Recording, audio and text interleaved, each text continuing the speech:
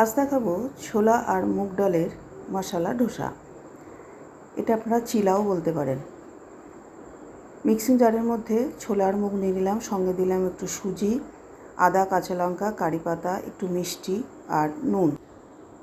এরপর দিয়ে দেব কর্নফ্লাওয়ার 2-3 চামচ মতো, বাইন্ডিং যাতে ভালো হয়। অল্প তেল দিয়ে দিলাম আর অল্প একটু হিং দিয়ে দেব। এটা কিন্তু খুব হেলদি ফুড। এরপর জল দিয়ে এটা ভালো করে ব্লেন্ড করে নেব। ব্যাটার তৈরি হয়ে গেছে, পাত্রের মধ্যে ঢেলে নিলাম। এর সঙ্গে দিয়ে দিলাম অল্প একটু ধনেপাতা। এরপর যে মশলাটা তৈরি করছি ধোসার ভেতরে, সেটা খুব তাড়াতাড়ি দেখাচ্ছি।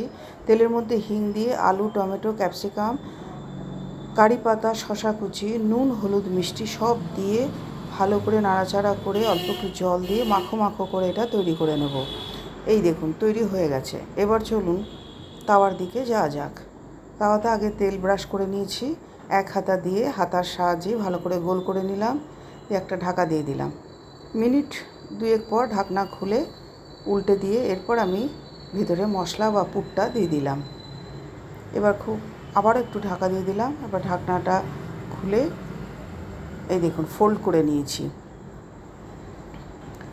ওই রকম হয়তো গোল হয়নি যেটা দোকানে করে, কিন্তু নো ডাউট খেতে খুব সুন্দর হয়েছিল এবং এটা হেলদি ফুড।